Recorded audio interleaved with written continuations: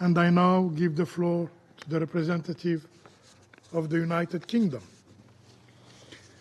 Thank you, President. I thank USG Fletcher and Ms. Natil for their briefing, and I welcome the participation of the Observer State of Palestine, Israel and Egypt in this meeting. Let me make 3 points. First, following the terror attacks of 7 October and 15 months of appalling conflict, we stand with Palestinians and Israelis in relief and hope that the ceasefire and hostage release deal can bring lasting peace. The children of Gaza did not choose this war, yet they have paid the ultimate price. A third of identified bodies are children. At least 21,500 children are thought to have sustained injuries, and in the last 4 months of 2024, nearly 19,000 children were hospitalized with acute malnutrition. Gaza has become the deadliest place in the world to be a child. The psychological scars of fear, pain, and deprivation are clear. Nearly half the Palestinian children surveyed by one NGO in late 2024 expressed a desire to die. That is a truly shocking statistic. We must ensure that the needs of children are front and centre of efforts to rebuild in Gaza. As this Council heard in September from Dr. Harlev of the Schneider Children's Medical Centre, the events of 7 October also exacted a dreadful toll on Israeli children who were killed, gravely injured and abducted, some of whom have still not returned to their loved ones. It is unimaginably cruel of Hamas to take children hostage and still to be holding them a full 15 months later. They must be released. Second, President, we welcome news that aid is now flowing in at scale. And as USG Fletcher said, this must continue.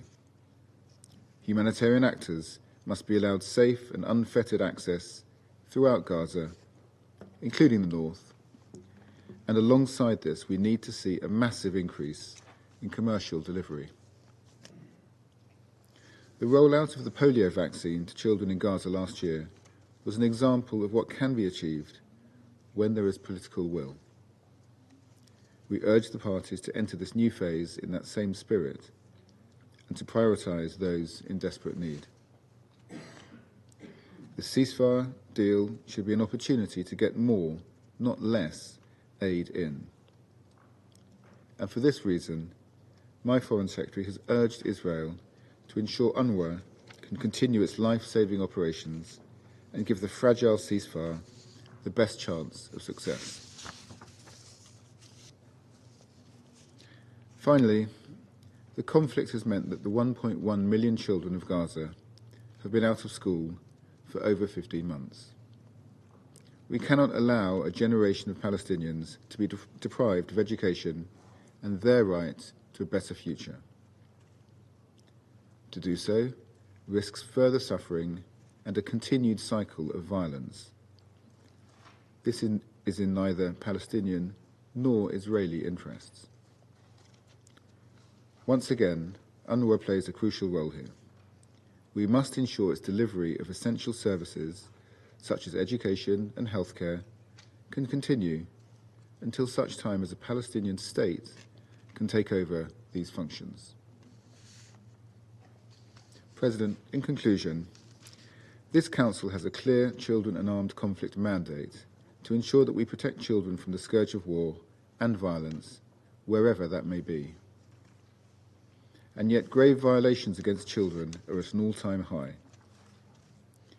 We must do much more to reverse this appalling trajectory. We call on all parties to adopt and implement concrete and time-bound action plans to end and prevent grave violations against children. The United Kingdom will do all we can to turn the current ceasefire in Gaza into a lasting peace based on a two-state solution, where Palestinian and Israeli children alike can enjoy a safe and prosperous future. Thank you.